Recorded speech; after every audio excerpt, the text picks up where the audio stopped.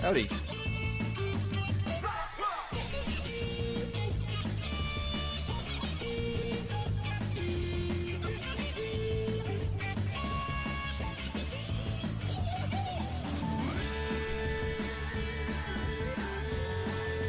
Yes. We have a pup gun sighting today. He'll probably be out of frame most of the time. He likes to follow me around whenever he wants to go on a WALK, which we will do at the end of this episode. He's just gonna hit a pull out of camera a little bit there. Thanks for the follow, William Billiam 19. Welcome in.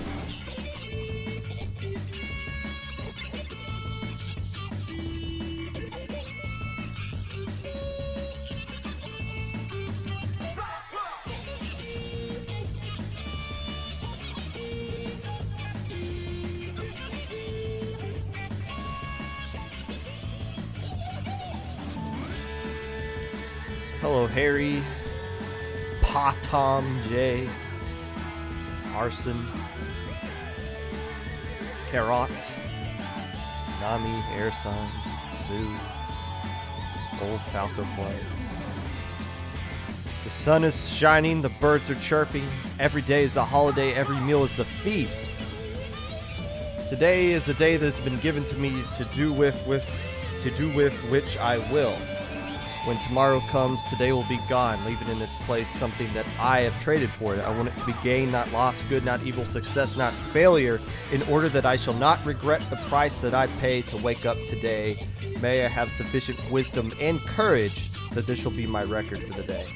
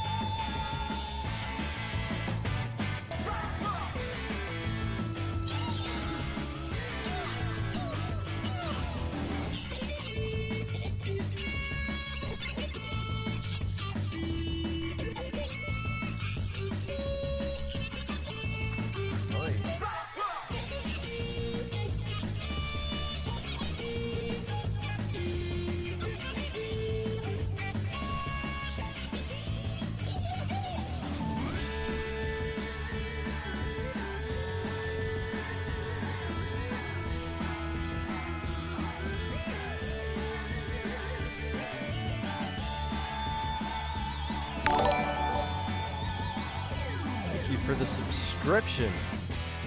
Long live the Popcast. Battle Girls Dimples. Thank you for your continued patronage. It's people like you that make me think, you know what? Screw it. I'll do one more episode. See what happens. Why not? We'll do 117. Will we do 118? I don't know. We'll do 117 then.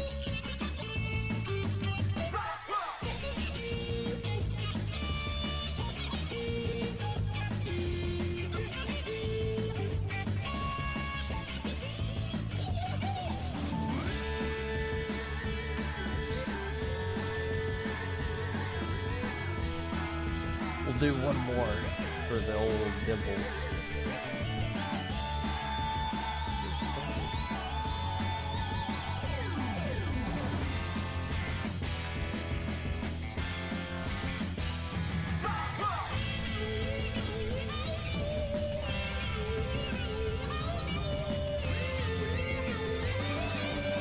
I have no idea.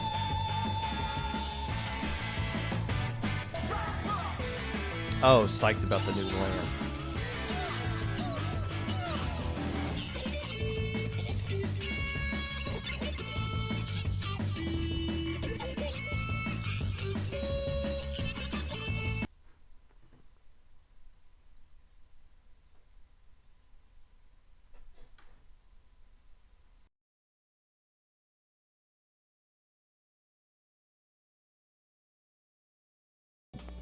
Yeah, a tough tournament for Purdue. But they're definitely a team I think is on the rise. Uh, I think they're a team that's kind of got the right foundation to where they could, if they stick together and actually grow, uh, they could become one of those kind of pesky teams that sneaks up on you, and then eventually become one of those teams that's a contender for some of these lower level tournaments that they play in. So that's overall kind of what I saw in the.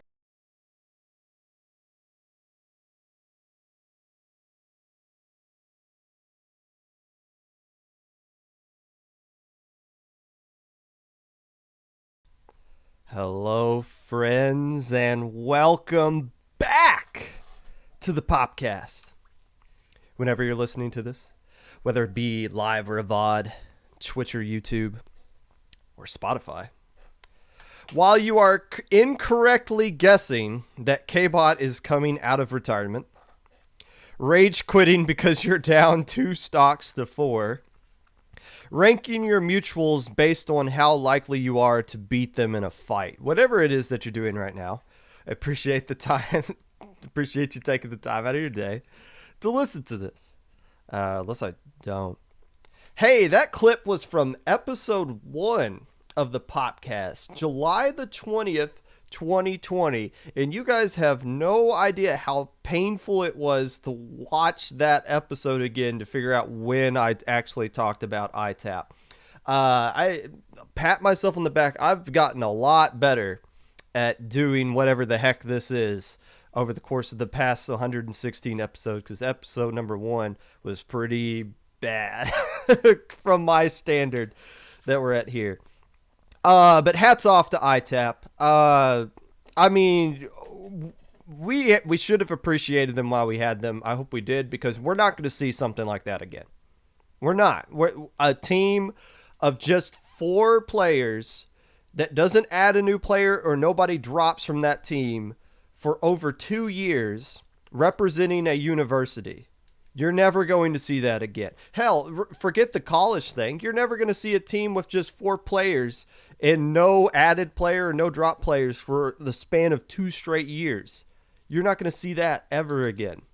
Unlikely. So, ITAP, setting the mold, will go down as, it might not be the GOAT of college teams, but is right now the greatest college Splatoon team ever.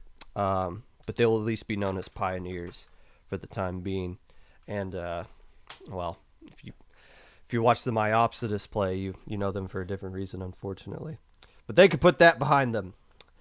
News of tournaments that is coming up that may be of interest to the casual listener of the podcast. It is Low Ink Week. That is right. So that means this is the week where most of you actually realize, oh, right, I forgot to sign up for that. So sign up for that so that our staff can verify you, or I can DM you and say, hey, we're kicking you out because we think you're too good, or we just don't like you in general, or whatever reason. Make sure you sign up for Low Ink. If you don't want to play in Low Ink, don't worry. I don't like you either, but you can play in the Nintendo tournament that is going to be on Saturday. Turf War tournament with some sort of crappy prize compared to what they've always had. Didn't look too much into it. The weekend after that, Little Squid League and 20XX, both tournaments going on Saturday and Sunday. Both have a significant prize pool that makes them majors. One caters towards low level, the other caters towards every level. If you're not doing something next weekend, you are not allowed to go on Twitter and complain about there's no tournaments for you or that the scene is dying. Shut up. The scene's doing pretty good right now. Today, we are going to be recapping Minnow Cup, which took place on Saturday. Of course, we always like to give love and attention to Minnow Cup, Little Squid League, and Low Ink whenever they happen. Do a little bit of a deeper dive into the events that take place there. We'll also talk about 40v4 Sundays, SOS, maybe a little bit of Smash Summit. I really enjoy watching Smash Summit. It's Melee or Ultimate. I like Melee better, but it's just always a pleasure to sit down and just enjoy that kind of a thing and think about how there's never going to be a Splatoon Summit and how crazy that would be to fit 8 people into that tiny room just to play Splatoon on a LAN, but so be it. But first,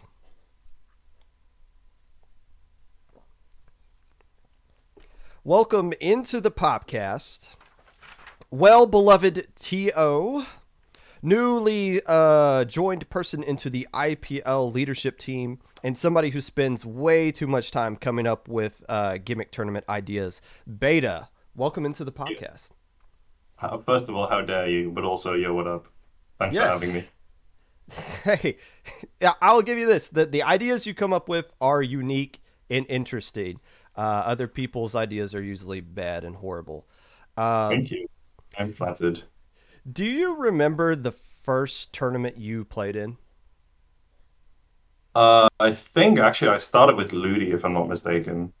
I mean, my whole story of joining this community is a wild one anyway. But I started with CST, as you might know, as like the jokes in solo queue, the ones who always perform poorly. And that's where I had my start in that community in the competitive side. And we played, I think, Ludi in like the lowest div. We didn't even make it to playoffs. But you know what? I had a great time, so I don't care. Do you know what season that was? God, I think it was season eight, maybe eight Okay, or nine. so it's not when they had the letter system. This was still a number system. Think so. No, they had like the brands on that one. Oh, okay. Fair enough. It was, It's man, so first tournament Ludi. That's a rough one to do your first tournament in, honestly. That's a thrown into the fire kind of thing. It's well, definitely at least I didn't know what I was missing from normal tournaments. I thought, oh, this is just what it is. You know, I used to watch soccer. I know how leagues work. This is awesome. right. Turns out it's Right. not that great, but it is what it is. So I sent you some topics yesterday, yesterday morning for me, and then well, we had some breaking news late last night uh, Mm. that obviously kind of changed some things that we need to talk about here. The big news of the day, if you're in chat and you live under a rock and you don't follow Kbot or anybody who follows Kbot, Big House, the Big House, which is a well-known Smash major that takes place in Detroit, has the was kind of announced yesterday. Well, not really announced, but there was a commercial yesterday on the Smash Summit stream for it. And I watched that commercial because I was watching grand finals of Smash Summit anyways. But I got these headphones on which are wireless. So as soon as that commercial was done, I go to the bathroom and I think Toph is the name of the person, one of the commentators on that couch or whatever, and Toph was just like, "Yeah, the Big House gonna be Melee, Ultimate Rivals, and Splatoon," and I was like, "Whoa, wait, what? Splatoon?" And then I was like, "Oh, it clicks now. That's what the big announcement was." So let's just recap where we're at right now.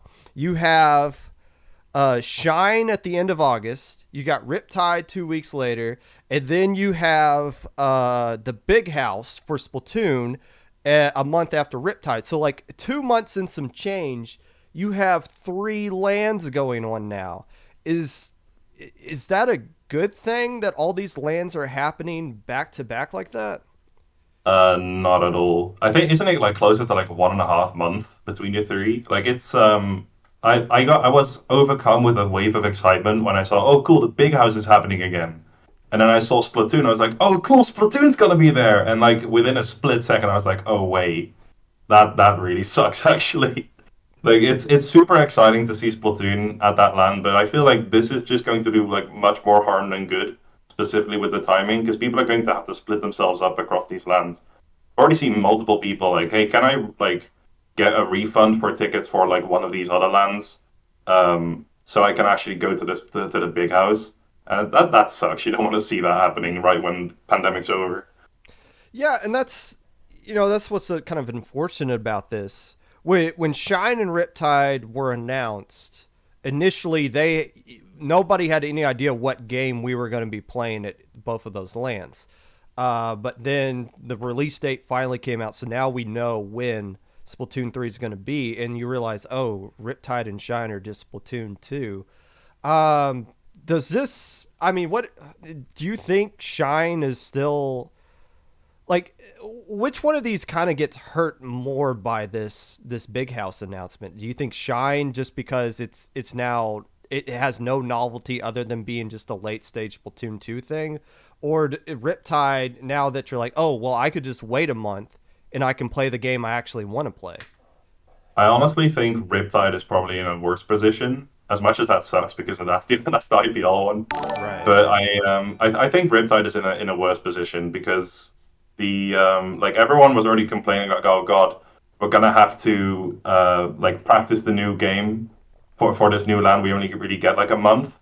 But people are already also complaining that Riptide was happening right at the launch of Splatoon 3. People are like, I actually really want to play the new game, but I also want to like do the last land for Splatoon 2. But then everyone in Europe will be playing the new game, but we're all still playing Splatoon 2, and that kind of sucks. Like for at least if I were in this position and if I were an American and I could go to two of these three lands, I would probably skip Riptide. Like I can go to Shine, just play Splatoon 2, and then during Riptide I can practice Splatoon 3 and play the game when it's coming out and when all my friends are playing it, and then go to Big House. Yeah, I really worry for Shine just because you didn't know, like we found out last night only two people were registered at the time, but you had a lot of people that were saying, oh yeah, I'm going to be going to Shine, they just hadn't registered yet, which is weird because the early bird I believe ends today for that event, and now you kind of wonder like how many of those people are still going to commit to going.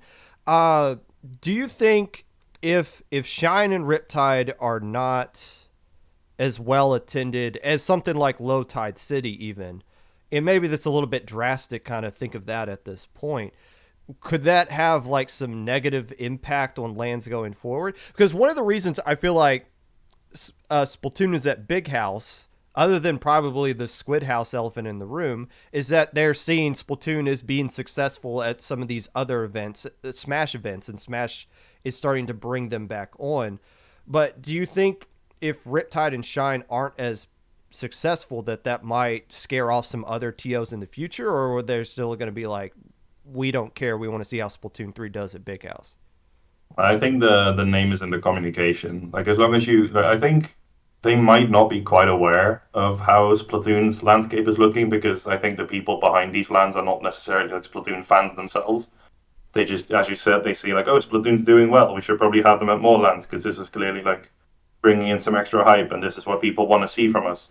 And if we communicate clearly, like, okay, so there's a good reason why the signups for these other lands are very low, right? Like you've already got three in a row because I guess pandemic just ended, so every organization at the same time decided let's do a proper LAN again. With the problem being that all of them just planned at the exact same time. Um, and I think that's a very unique situation that normally doesn't really happen. I don't think. At least I've never heard of so many lands at the same time before. If we just communicate clearly, like this is a one-time situation at the launch of a new game, which is already like gonna be a little bit difficult for a lot of people to justify going to a LAN when they want to practice the new game or whatever, then I'm sure we can just get away with it. Like the keep the trust with the organizers. How does it feel waking up to more news of something awesome that North American Splatoon is getting, that Europe once again is it's not that Europe can't participate, but it's still another, oh, extremely unfriendly EU event that everybody else gets to party at. Yeah, I mean, when I don't know which one was first, Riptide or Shine, but when the first NA LAN of this group of three was announced, I was pretty sad because I was like, man, why do we never get the cool things? But the more LANs get announced, the less bad I feel. Just because like this is turning into like a puzzle for almost every American that wants to go to these events that I don't have to deal with. So I can just, I took a week off to go to a LAN. I'm not going anymore. So now I can just use that week to play Splatoon 3 and just have a great time and watch some awesome tournaments on stream. But I think it also helps that the ball is rolling in some organizations within Europe. I can't really give much more info, mostly because I don't have much more info, but I do know that like people are planning again. So it's just a matter of time before we get our own things again as well. So I'm not too upset about it. Just enjoy your stuff. Like you guys just have a good time. Oh, we're enjoying our stuff for sure. I mean, even Nintendo has a deep love for us as well. Even when we told them during the Squid House, we gave them the giant middle finger. They still came back to us, even though they've never came back to Europe, and I don't think they even know South America exists. Uh, just kind of briefly, do you?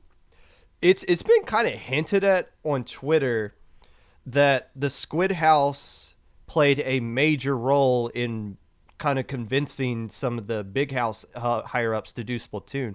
Do you think there's some truth to that, or do you think it just might be just a bit of a coincidence?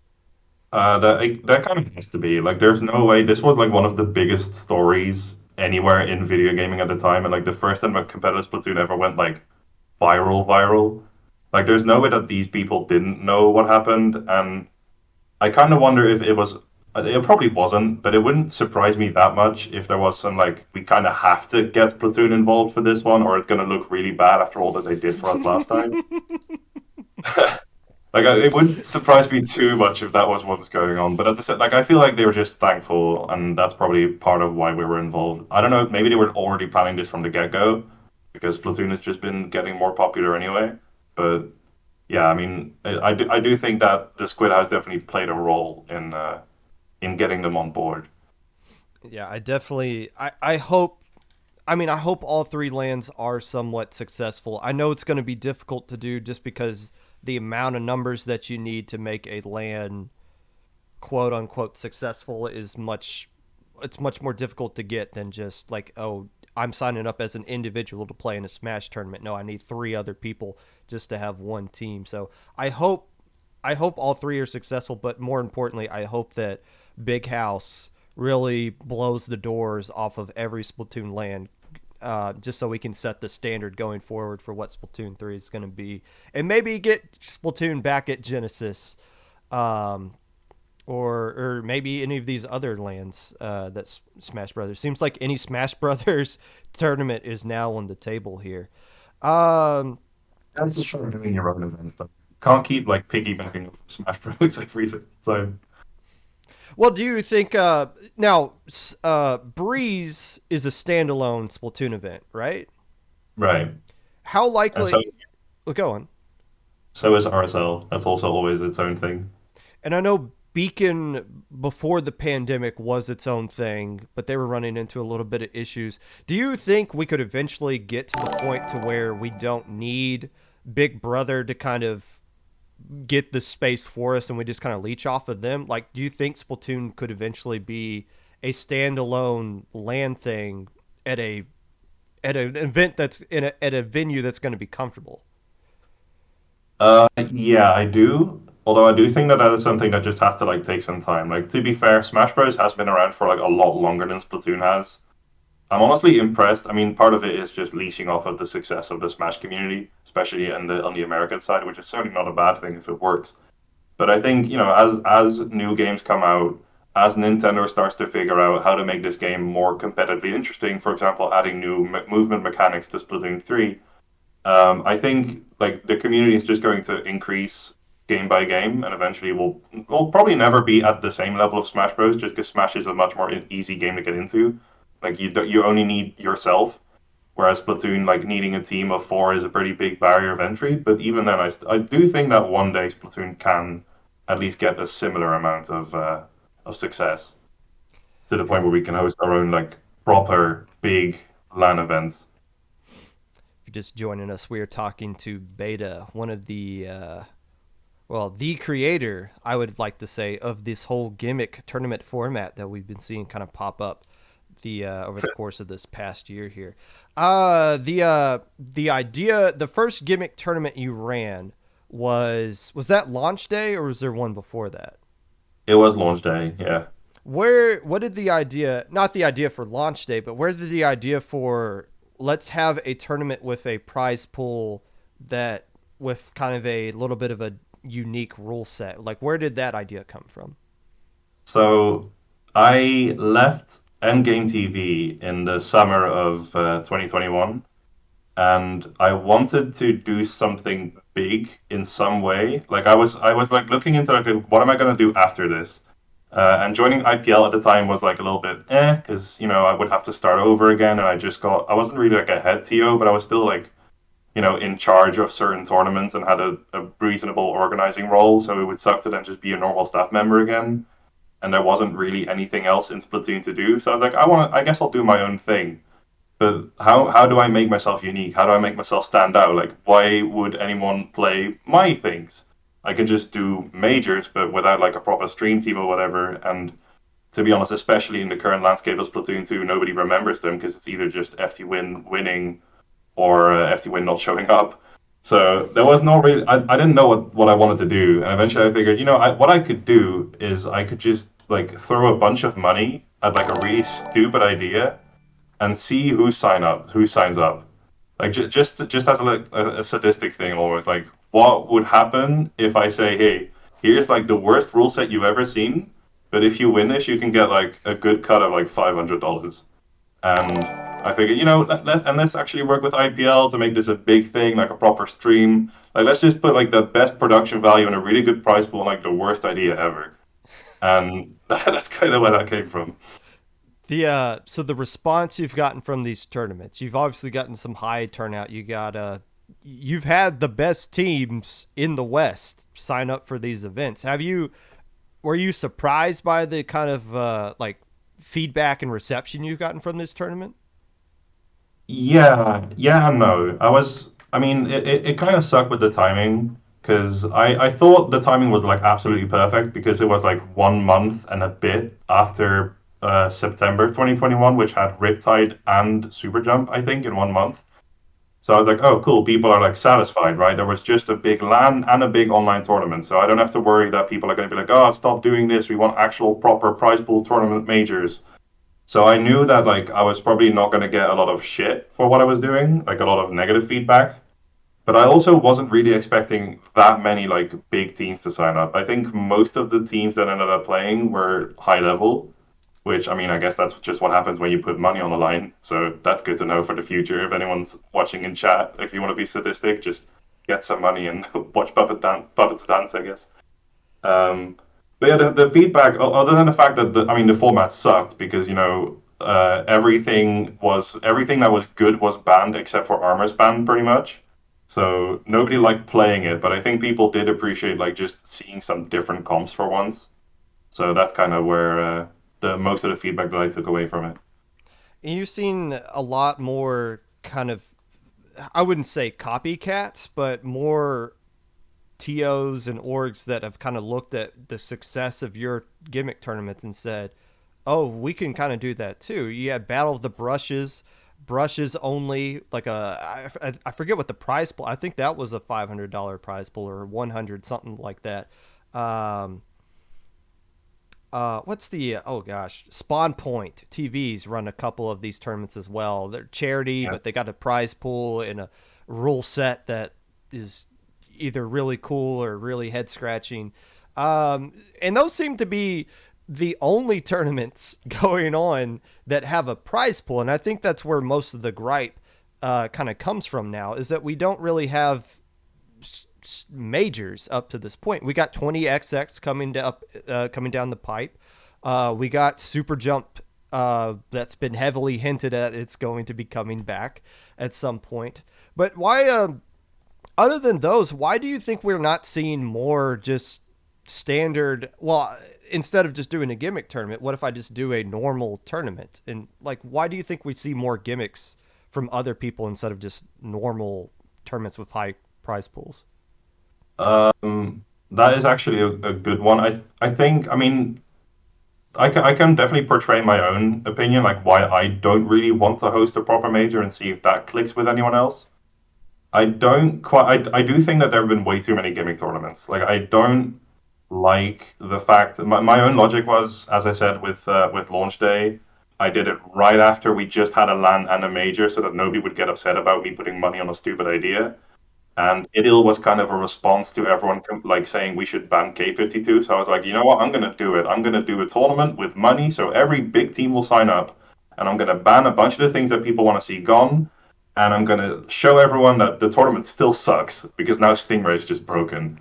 And yeah, I mean, I think that kind of worked because after that, everyone stopped complaining that we should ban things. So hey, there we go. But I have been sitting on a bunch of other ideas for tournaments for a while that I was waiting to do until we had another major. So I was like, well, I don't really want to do this again because I know that the feedback won't be very positive if people are like, well, we want to just play like a normal tournament again. Uh, I think my own reason for why I don't really want to do that is, I mean, I kind of hinted at it before. I think the community is incredibly boring at this point in time because there's no teams other than FT Win and Starburst. So every tournament is incredibly predictable and nothing really adds to the storyline, which is what I personally care about. Like I'm not going to invest $500 of the money that I worked really hard for just for a tournament that it ends up being forgotten after like 2 weeks. Um, but at the same time, I do wish that someone would, so I can finally just do my own stupid things again. Um, do you think it's kind of a catch 20? You kind of mentioned there's no teams, but do you think it's a catch 22? There's no teams because there's no tournaments, and that's kind of like, well, there's no tournaments because there's no teams. Uh, Kind of. It's part of the reason, but I don't think it's the only reason. I think there's a lot of factors that led to like a drought in teams. One of which is the rise of the Plus server. I think that, and I don't want to throw shade at Sendo at all because I think that the Plus server overall is a net positive. But one of the consequences, in my opinion, is that like we've become a lot more individualistic and people care more about their own personal ranking than like getting with a team. Um, and like you see a lot of like specialist weapon players switch to normal weapons because nobody wants to play with them in a scrim if they're playing like a roller or a brush or whatever. So everything's just getting boring. Everyone's getting streamlined. We're all playing the same like basic comp that happens to work on every map, every mode. I don't really think that anyone wants to make a team at this point in time. My hope is that things will just solve themselves when Splatoon 3 comes out. It's that's what a lot of people are kind of saying. Is well, I guess let's talk about that for a second. Because what do we expect to happen when Splatoon 3 comes out that fixes everything? It can't be the new blood that we're going to get in the scene. Yeah, that's going to be awesome. That new people are going to be going into the scene from Splatoon 3, but like it can't be casuals that comes in and saves us. Is it going to be all the players that said they're going to wait till Splatoon 3 comes out that are going to come back that is going to kind of like revitalize things? Like what specifically with the new game do we think is going to start getting the ball rolling again? I do. I still have some hopes for like features in the game itself, like maybe a more robust league system that rewards like longer time playing with the same people, so that you might have more motivation to stick with the same guys, even like in game. But it's also like it's people coming back, it's new people joining. It's also just hey, we're in a new game, a new fresh mindset, a new fresh meta, constant monthly patches that are going to ruin every single big tournament again. I can't wait. Like a bunch of new things that'll keep being added to the game over and over that I just kind of hope brings back that excitement. And this is mostly just from like I wasn't in the community during Splatoon 1, but I do remember or people have told me that some a similar issue happened at the end of Splatoon 1 where a lot of people just stopped playing in teams because the game was kind of done and they were all just waiting for the next one to come out. So I just hope that something similar is happening now and that will just see teams reform themselves. And if not, I'll figure out a way. But I'll get to that when we get to that. Like I want to know what Splatoon 3 has in store for us before I can start making plans. But I swear to God, I will make sure that teams are back. Well, right now we know it's got some sort of point sensor that you can bounce off of walls, and I think does a little bit of damage or something like that. We're getting a lot of little leaks here and there from the Squid's research labs of things. It's like, okay, cool. Can you confirm that at least something other than turf war is going to be in the game. I'd like to see that, but okay, Yeah. fair enough. I Um, I really do. I still think that this is the same team as the one that did Animal Crossing, and for Animal Crossing, they had a similar problem where like they just drip fed tiny bits of information in the weeks or the month leading up to the game launching, and people were terrified that nothing new was going to be added, and then they did like a big blowout direct like a month before. I still think that we're gonna get like they're still sitting on something for sure, like something big, maybe even multiple, but there's no point in theorizing on what that is going to be until we know more. So for now, yeah, it's just kind of like, ugh. yeah. I mean, I understand people want more information about the game. I'm kind of the person like I would like to be in the dark, and I would just like to be pleasantly surprised. But also, I kind of a good chunk of my hobbying life is built around this video game, which is probably not a good thing. But yeah, I'm going to give them my money, but I would like to know a little bit more about what's going to happen beforehand for sure. So just kind of an open-ended topic.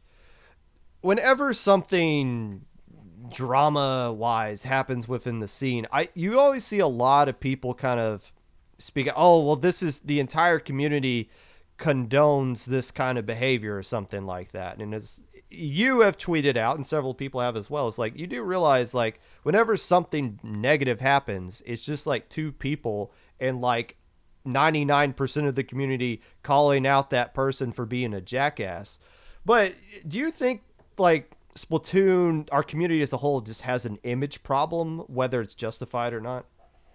We do have an image problem, I feel. I mean, it mostly uh, towards like the casual community, but that's a whole separate thing, I guess.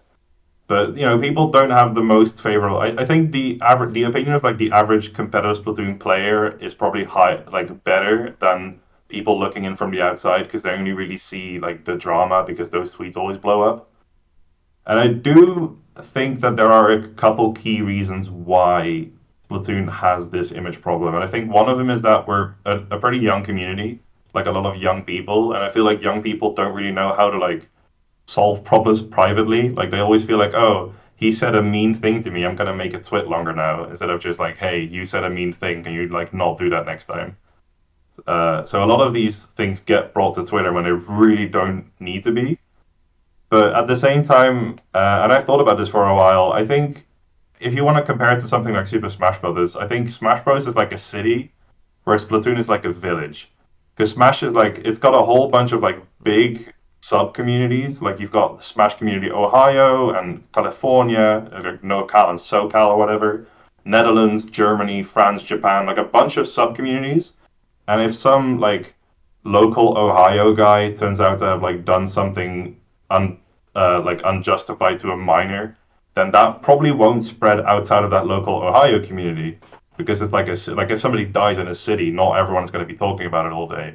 But if somebody's like killed in a village, like in Splatoon, then that's going to be like the talk of the village for like weeks. Like everyone knew who was involved, everyone's talking, everyone's like it's it every single small thing gets spread like wildfire in this community because it's like barely small enough to not have sub communities of its own. That's a really good point. We are more of a we are a lot smaller, and that means things get a little bit blown out of kind of proportion. And we are a lot younger too. I remember we were at Low Tide City. Somebody was Spargo won. Somebody made a comment of like, it's crazy seeing Spargo just beat up on all these old Splatoon Smash players, and I'm like, that's literally every single day for me. I'm constantly getting destroyed by teenagers. Like that's just Yeah, how the scene is. Um, and but it I mean, never yeah, gets. I mean, yeah, we're definitely a lot smaller in that sense. Um, so that's a very good point. Do you think we do a good job of kind of policing ourselves? Yeah, for sure. Like I have gone on record before, and I still feel this way. Like we're not perfect. It's impossible to be perfect. Like any community is gonna have bad eggs, especially something like Splatoon. Like I'm not surprised that there tends to be like a pretty scarily high concentration of like nasty people in the community that's full of children. Like that would naturally just attract a couple bad people by definition. But every time something like this happens, I feel like there's a lot of support towards the survivor of whatever happened, and like a lot of condemnation to the person who committed whatever act we're talking about. And I feel like that's something to be proud of for sure. Like even if it's something silly like a top player saying a trans slur, like everyone still jumps on that like hawks. And I think so. I mean, it's not always good. Sometimes it's like a small as I said, a small disagreement that could have just been solved privately, and now everyone is on their case. But generally, I think it does show that the average platoon competitive player has their heart in the right place, which always brings me a little bit of pride. What made you decide to join IPL? This come from all of a sudden? What a 180. I wanted to join IPL. I think mostly because I had done launch day, and I realized like these people were really nice to work with. Like the production team was very professional. Of course, it was just Inky, but Inky was incredible to work with, and JPEG was my co lead organizer for that one, and he's just hilarious. So that works out. And by pure coincidence, I collected a couple TOs to help me run that one, and everyone was a an IPL member. So I just kind of thought like at this point, if I want to do more of these and I want to have them streamed by IPL, which I really do, why not just join? And seeing IPL, I'll be honest, this is a pretty selfish reason, but I want to grow big at some point. That's kind of why I joined Endgame TV in the first place. Like I want to build up experience, create a CV for myself, like a resume, and eventually maybe like I guess not go big, but make something happen if possible. And I feel like IPL is like right now the big group that has that potential, and I feel like I can add enough to where I would be a valuable asset. So eventually, I just decided, I can just ask, and if they say no, then it's fine. I can just work with them as a partner, but I don't think there's any harm in just uh, exploring the possibilities. And now here I am. Yeah, and now you're on the Popcast. I think I made it. you don't realize you're not supposed to put Splatoon on your resume. That's a big no-no, apparently. There's a. Ah, you're so right. How did I forget? Hey, I like your tweets. You tweet out some smart stuff. Go ahead and plug yourself. Where can people find you? You can find me at beta underscore dot underscore exe on Twitter. And you can also find me on Discord in like every important server. So just look for beta and you'll find me there.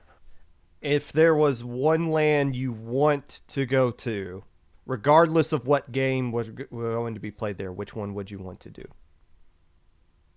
Oh God. Probably if this counts, the Splatoon World Championships. Like the proper Nintendo organized ones. That's always like the big one that I really wanted to see at some point.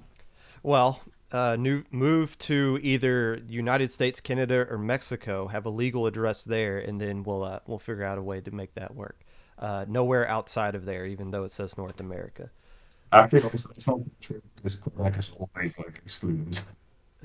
And hey, thank you for coming on. I saw you tweet out you wanted to be on podcast or you wanted to do a podcast. Um, and you're a smart person, so I'm glad we could talk to you. Thanks for coming on. Thank you. It was very nice being here. And that was Beta, the beloved TO, part of the IPL leadership team, gimmick tournament, all around person, and it's just a smart individual. We're always smarter when we talk to people like Beta. So those are the kinds of conversations I like having on the podcast. And hopefully that was enjoyable for you guys as well. That we'd set up some topics we wanted to talk about beforehand. No idea that Big House was coming. I literally had no idea Big House was going to be announced. I should have known it was something connected to Summit.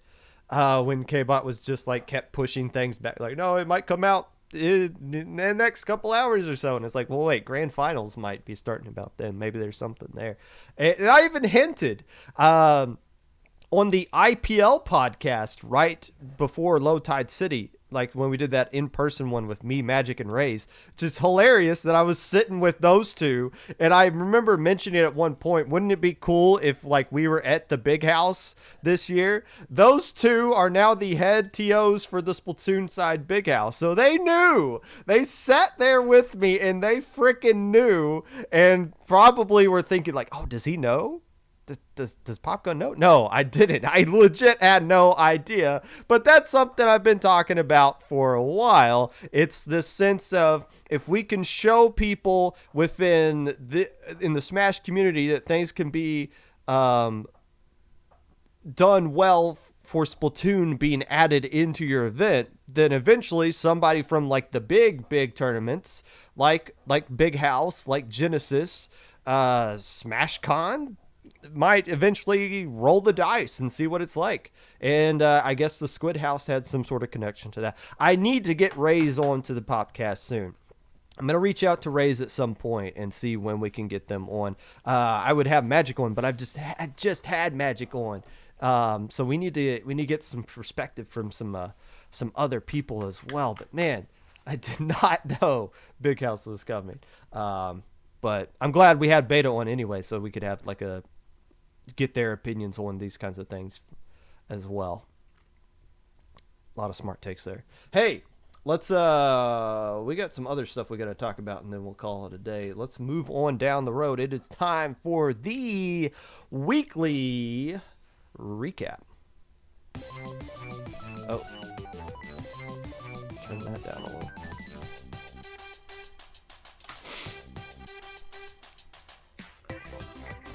SOS number 68 took place last week. Toad was the team that ended up winning this one as a pickup team, I'm assuming, of SS Nolan, April, Kim with the frowny face, Cotton, and Taylor. They take first place over the team that finished in second place last week and this week, any Askers. Now, I complained about this team being just a stupid pickup team name, but if you have a stupid pickup team name and you play consistently with the same name, that's A-okay. So 2 weeks in a row, any Askers, the players for this one, Baja Blast, Lit Blue, King Cannon, and our friend Ace, a friend of Destiny Troops for sure, finishing in second place 2 weeks in a row. Rising Wave, almost called him Wising Wave, squeaked out a third place win over Healthy Diet food groups there. Hammerhead was won by Go Go. Mako was won by the Anti-Life Equation. Okay, we're going back to names. Nobody even has any clue who they are. Lantern Bracket was won by Sig's Gig. And I think Sig didn't actually play in Sig's Gig. So, there you go. Unless I'm wrong there. SOS number 69 is going to be taking place this week. I think because it's the 69th one, there's a little bit of a commission prize. There is a little bit something special, and I saw there were already people signed up way earlier than what we typically see people sign up for in a SOS tournament. So hopefully that one will reach the 32 for all the wrong reasons, but who cares? As long as we're all having fun, I guess that's all that matters. 4v4 Sundays took place on Sunday, yesterday. This was won by Jackpot, 3-2 over Rift. Hollow taking third place in this high-level tournament. Hey, I was talking last week about how there's not really a whole lot of high-level stuff, and there's not things for teams to play in that want to play against teams that are at their skill level. This is a high-level event for sure. 23 teams signed up for it. A team that won Squid Junction was eliminated from this tournament in losers round 3 to give you the kind of sense of how tough this event is. The 57th edition of 4v4 Sundays, probably the most popular high-level tournament that runs kind of consistently. Honestly, the only one that runs consistently right now. I think, honestly, that wasn't the last 4v4 Sundays back in January. I looked at the 4v4 Sunday Twitter, and it was this one that happened on the 15th and the one that happened on like New Year's Day or something like that. Has it really been that long in between them, or am I just missing some stuff there? The team that had the best result, other than, of course, Jackpot, Rift, and Hollow, who finished 1, 2, 3 in that order, give me Micklin Heroes, who finished tied for 5th as the 13th seed, including upsetting that Heritage team that usually does really well in EU tournaments, Michelin Heroes, outplaying their seed by a mile and made a lot of noise there. So hats off to them. Smash Summit took place this yesterday, or I guess the entirety of last weekend. IBDW finished in first place of that event over Plup, which was a Fox versus Fox matchup. H-Box finished in third place. Can I just say, I don't know if you guys actually paid attention to Smash Summit or not, but it's awesome. I love watching that thing, whether it's Melee or Ultimate or whatever. It's just cool to see that, and it's just cool to watch it, and a lot of people watch that sucker. I am a big J Mook fan, and I'm sitting here thinking, what's the closest thing we have to a J Mook in the Splatoon community? Just a player that just kind of hovers around, you don't really know who they are, and then all of a sudden they just pop off, and then it's not a fluke, they're not J Fluke, it's here to stay. So I'm a big J Mook fan. I'm excited to see more of Melee stuff going forward.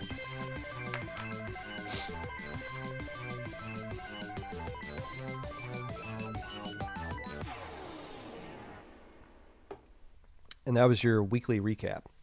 Sponsored by IPL, the Inkling Performance Labs, a well-known Splatoon 2 competitive organization that runs events like SOS, Low Inc., King of the Castle, SAC, and will be the hosting organization of Riptide, which is a major that's going to be going on in September in Ohio for Splatoon 2, but also Splatoon 3 is coming out at the same time.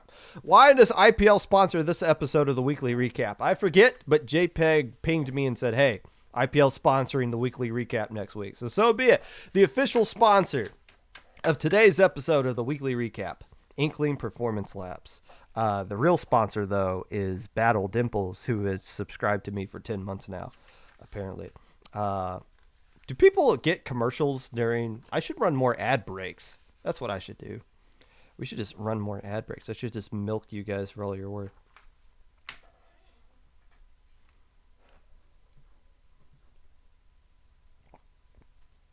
In the pockets of big corporation IPL. Sure.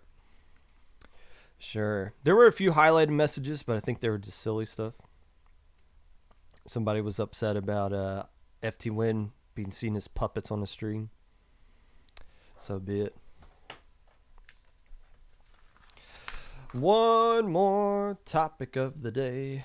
And I don't have the battle file pulled up for this. Let's see if we can find that sucker.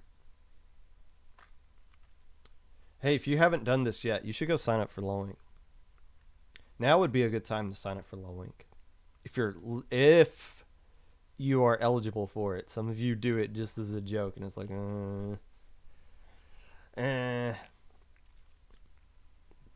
do it for real. But we're getting up the Minnow Cup bracket that happened.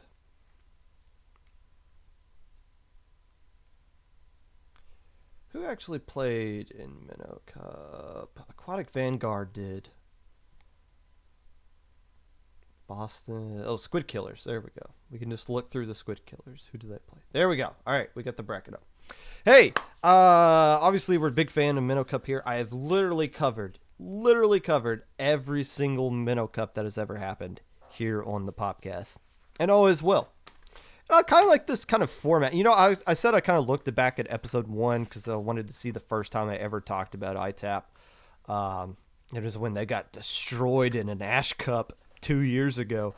I kind of like this format that I've gotten into now, where I either have like an opening topic I talk about here on the podcast, or we bring in someone to talk with, and then the weekly recap, and then kind of recap a tournament here. Maybe at some point I would like to do more of a segment just deep diving, recapping a non-low level tournament.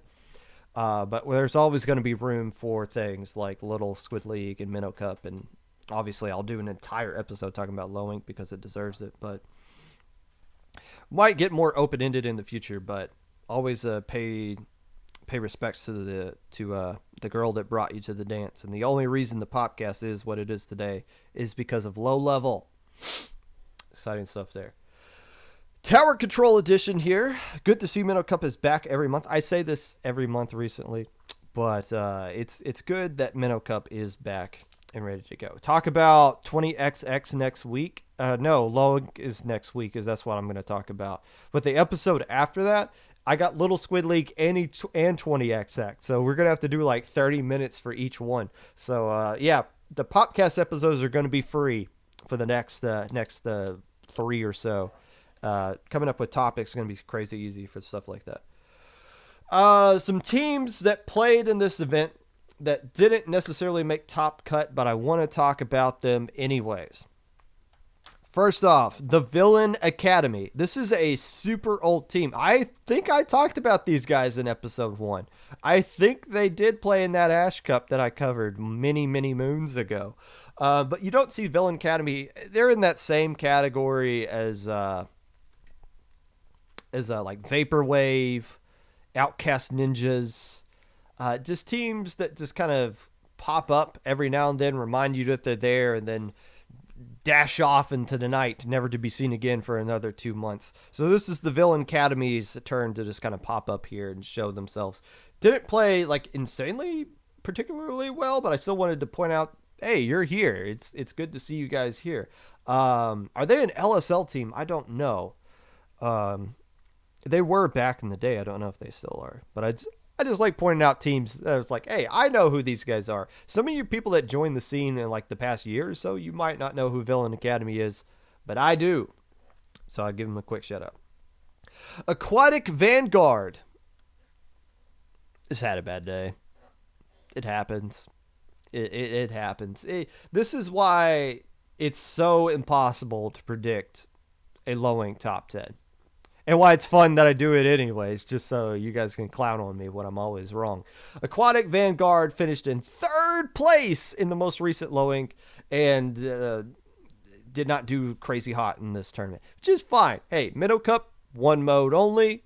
Maybe that 1 mode is not so good for you. Maybe you don't have the same roster. Maybe somebody can't show up that day or whatever.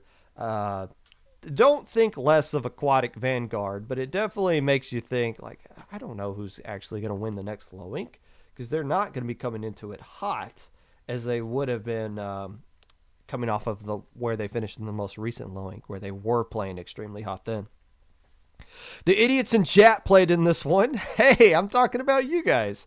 And I'm glad, okay, glad that they're using the name idiots in chat, so be it. I'm more so glad that they're at least being consistent. Where you guys make pickup teams and you have a name that is consistent because you're playing with the same players all the time, it makes things a lot easier rather than changing your name all the time. Remember that team in SOS that was just like, kept naming themselves after Garfield holiday specials? Like Garfield's Halloween Adventure, Garfield Saves Christmas. That at least okay, I at least know who these guys are, and they're at least being somewhat silly. But I at least know who they are because they're always doing Garfield stuff.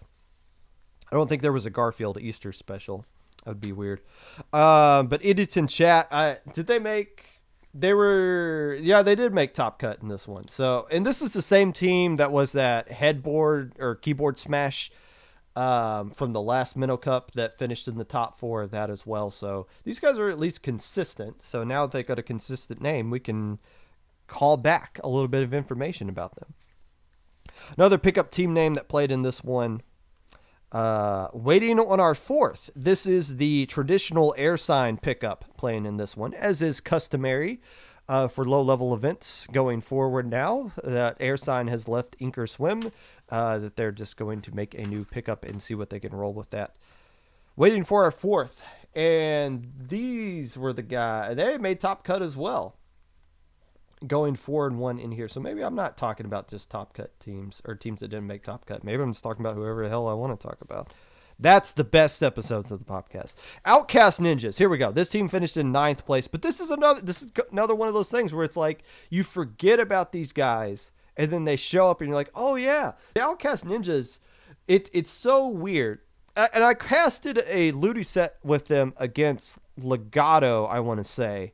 and they lost 5-0, but that set was like, oh, this could easily be 5-0 in the other way. Like they're like Outcast Ninjas is just right there. They just can't close out these matches. You never know how good they're gonna do when they sign up. They might fall to gamma bracket. They might make alpha bracket. They're just they're the most wild card team in low level because you have no idea what you're gonna expect, what to expect out of those guys.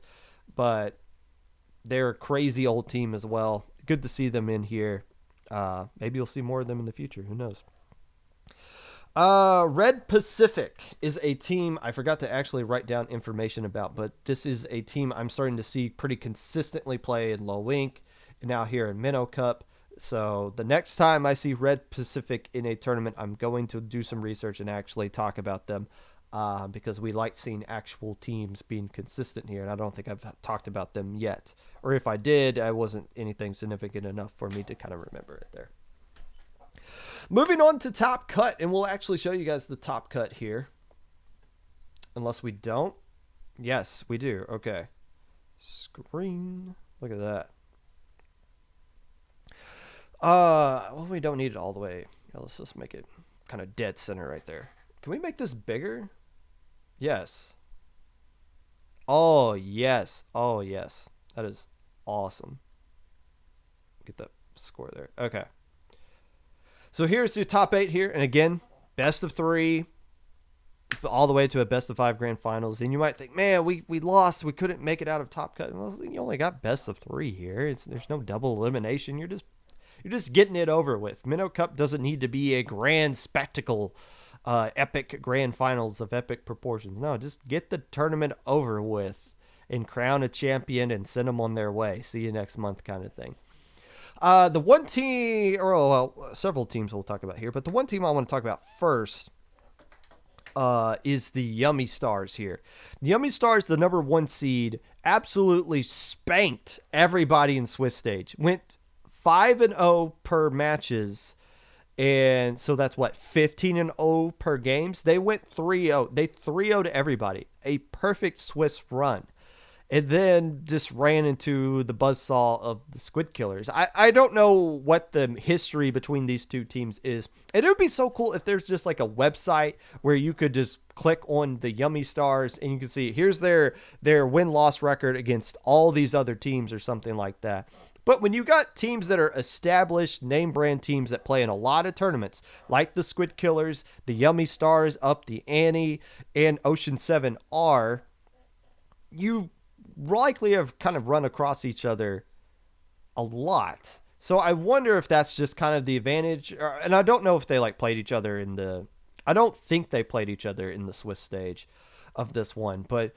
It just kind of sucks for Yummy Stars that they got the number 1 seed and then they have to play Squid Killers. But I mean, if you want to win the tournament, you got to play them at some point anyway. But I feel like those two teams are probably familiar with each other, whereas some of these other teams are not. It's interesting to point out because Yummy Stars beat Essence, the only team to beat Essence. In fact, Essence dropped 5 games all day long. A grand total of 5 games Essence dropped. 3 of those 5 games came at the hands of the Yummy Stars. It's pretty impressive. But we see Yummy Stars make these runs. They're always getting, well, since they stopped making in Gamma and Beta, which they won both of those brackets, by the way.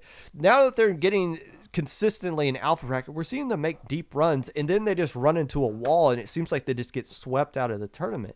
So it's you realize, they have the skill.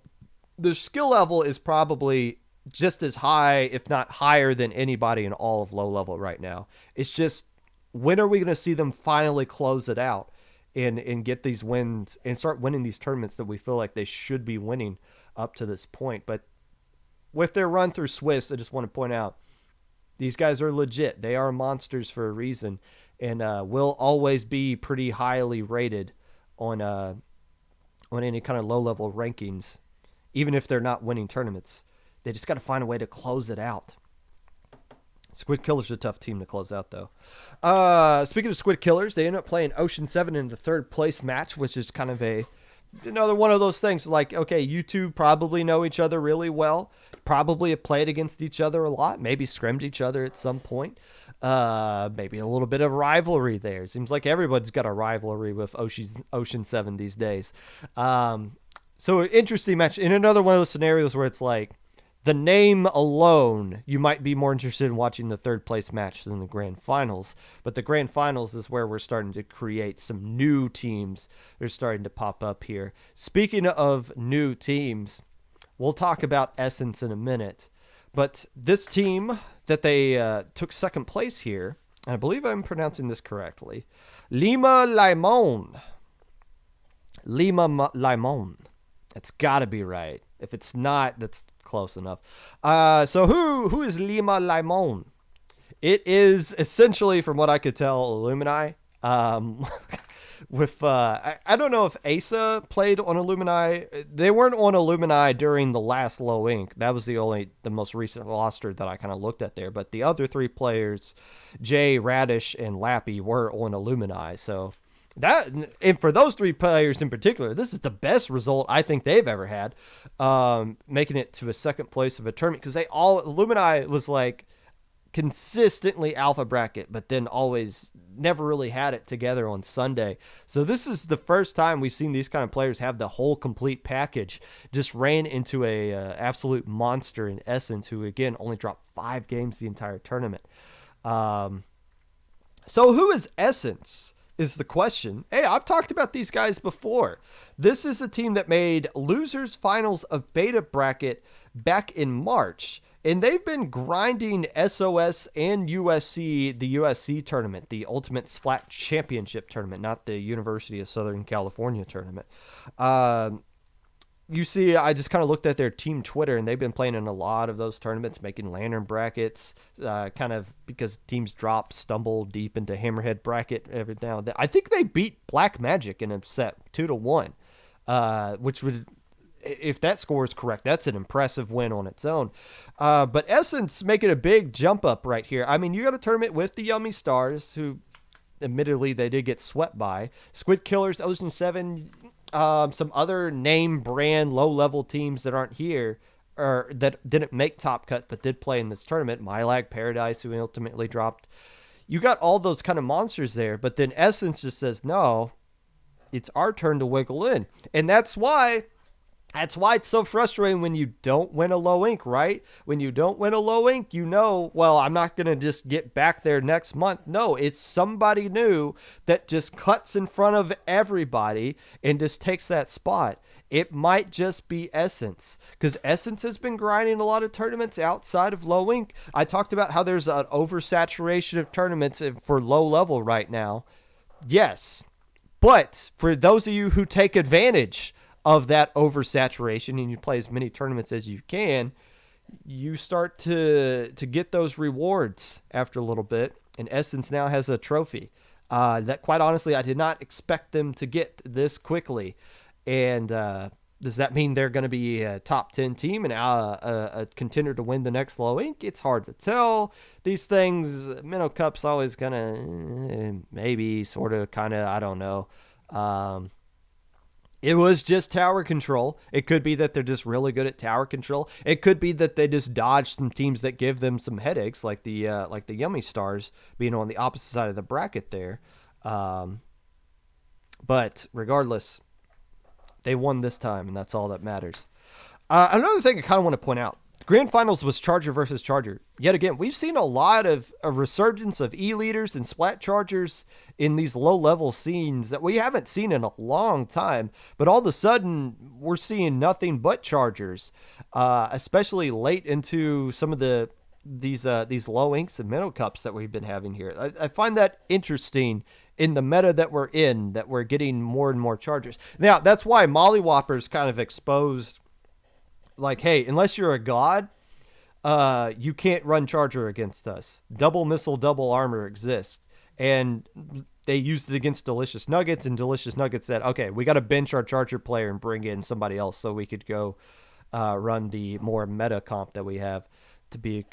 But when you're going up against another team that doesn't use double armor and double missile, these Chargers, these E-Leader players, these snipers have been making a living at low level all of a sudden. I find that kind of interesting.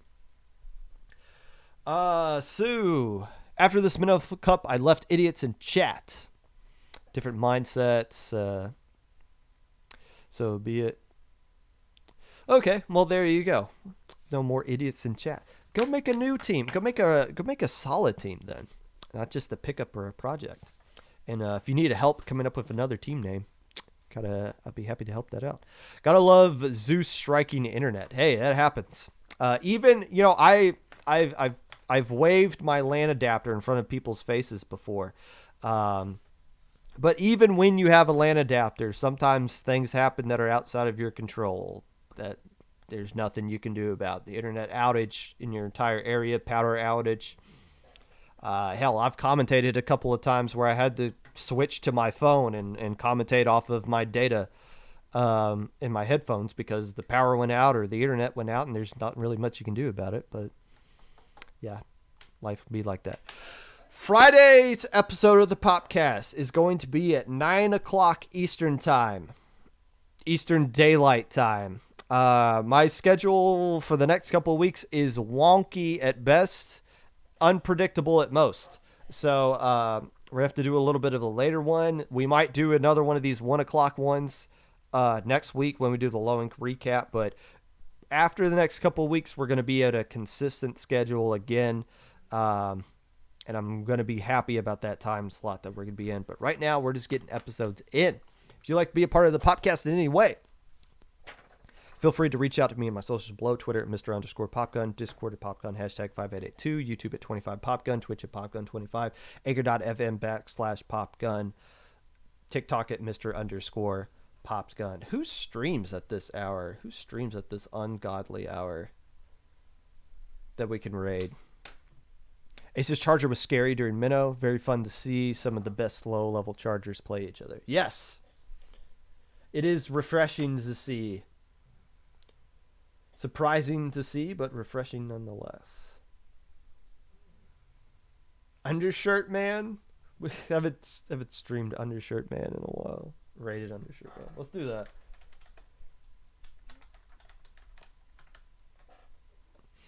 Stay safe. Get vaccinated. Don't die. Sign up for the link. You should have done that already, but you still got time to do it. Do it now. Raid. There we go.